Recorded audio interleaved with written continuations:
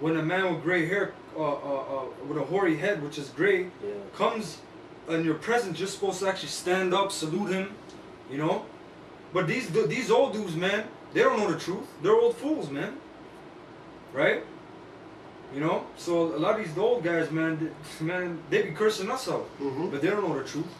And then, like the scripture tells you in John about this truth is living water, so it's a constant growth. You got people who stop growing in the truth. Like, for example, Gehenna. He's a so-called elder compared to me, but I don't have to respect him. I don't have to respect you, nigga.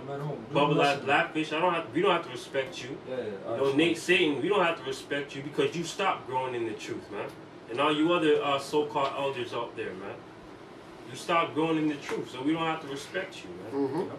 Sure. We're actually surpassing you because we're continuing, man. I got this precept. This is Wisdom of Solomon 8. And I'll go to the point. Solomon's talking about wisdom.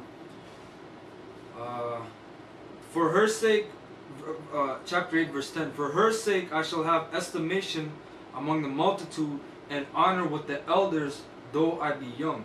Yeah, that's right. And I just wanted to add on to what this brother was saying too. Of course we're past them. Because to be honest, they really don't have a chance.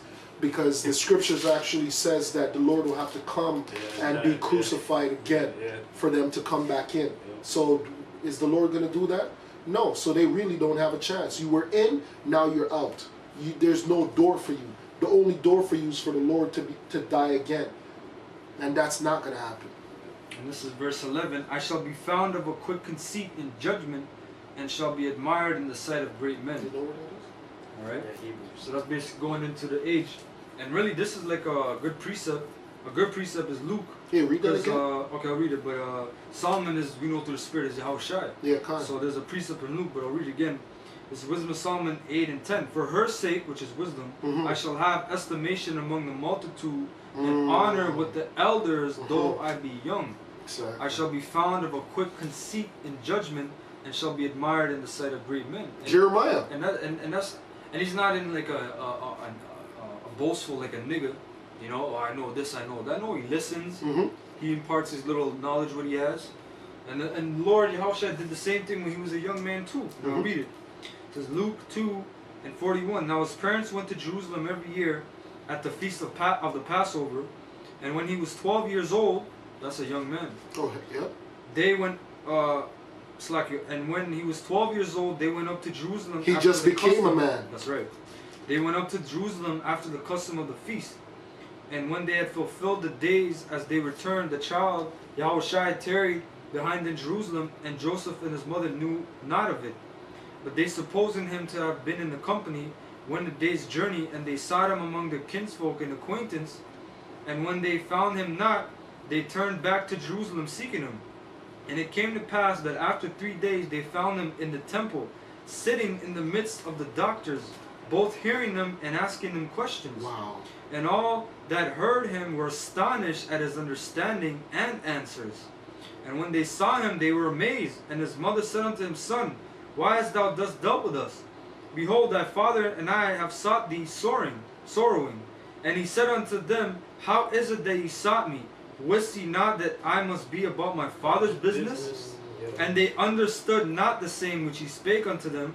And he went down with them and came to Nazareth and was subject unto them, because he was a young man. But his mother kept all these sayings in her heart, and Yahushua increased in wisdom and stature and in favor with the Most High and man.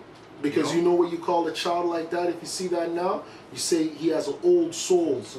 You know, so that's beautiful. And there's a lot of brothers like that that are in GMS. You know, they're young men, but you're astonished at their wisdom and how quickly they learn. Just like, wow, this is amazing. They actually learn faster than old men. Well, it tells you new wine in old bottles. You can't do that. Because the old bottle is going to break. So, you know, because when an old man comes in the truth, really, it's really hard, number one. Most of us dealing with young men, but you got brothers in our camp that are old, they're old men that came in the truth. You know, I'm talking about like 50 years old in the past. You know? And it takes longer for them to learn. Why? Because they have to pour out everything they learned for those past 50 years or so. They have to everything they learned they have to unlearn. You know, so for a 20-year-old man, 25-year-old man, it's less stuff that he learned in his life. Con. You know. Yeah. So we'll bring on one more and then close it on that. Alright, just to finish up, it says here, 1 Timothy 5 and 3, it says, honor widows that are widows indeed, but if any widow have children or nephew, let them learn first to show piety at home, and to requite their parents, for that is good and acceptable before the Most High. Mm-hmm. Now she that is a widow indeed and desolate trusteth in the Most High. Yeah, you got a righteous woman, like Judith is one in the scriptures. Her husband died, and basically she was barren, and in the law it tells you a woman can't remarry if she didn't bear the husband's seed. If she didn't continue his seed, the only person she can marry is his brother, so he can bring forth his brother's seed and honor his name. Mm-hmm. So she didn't marry really anyone else, you know, and she was a widow all her life.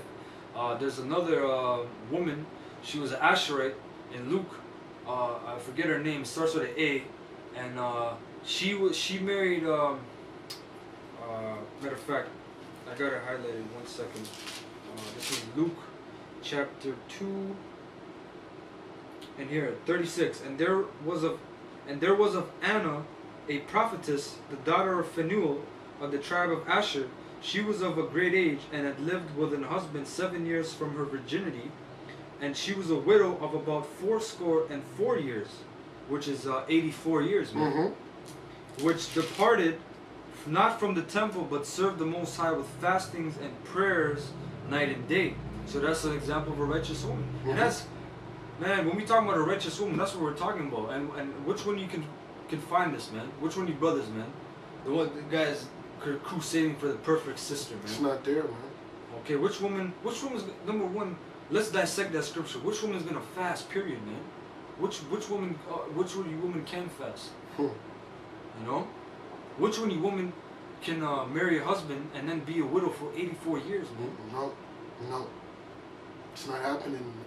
And a lot of you women, man, I gotta just say, man, you women, oh, I don't need a man. I got my dildo. Mm-hmm. Okay, a lot of you women deal with it. There was no dildos back then. Mm-hmm. She served the Most High with prayer and fasting, man. Mm-hmm. Okay, so a lot of you women, you can't match up to this, man. Con. You know, go ahead. It says, now she that is a widow indeed and desolate trusteth in the Most High, and continueth in supplication and prayer night and day. What did we just read? Mm-hmm. Yes, man. But she that liveth in pleasure is dead while she liveth. Hey, one time I seen this one video of this bitch, this nigga woman. She was she had a channel where she was married to some Edomite, and she was making some video, and she's just talking about lavish life and whatever. And I quoted that same scripture: "She that liveth in pleasure is dead while she liveth." And what the bitch quoted back, some to the effect of, "He that quoteth from nonsense," or something like that. You know, try to like quote it back A in joke. You know? Yeah. Basically, it's just a joke, man. So it's just to hell with these women, man. Okay, whichever one they're of them gonna make it, it's because they're saved by a man of the elect. All right, go ahead. And these things, give in charge that they may be blameless. But if any provide not for his own, especially for those of his own house, he has denied the faith and is worse than an infidel. I'm gonna jump to. So the man is the provider. Yep. All right. Jump to 11. But the younger widows refuse, for when they have begun to wax wanton against Yahushua, they will marry, having damnation because they have cast off their first faith. And withal they learn to be idle, wandering about from house to house. That word came back again. And not only idle, but tattlers also, and busybody. Hey, that's the woman, man. You got what is it called? 4-way phone, man. 4 bitches on the phone Conference talking call. on conference call demons, man. Bro, you have a thing known as a talk show. Oh yeah. Wendy Williams, Oprah, Tyra Banks,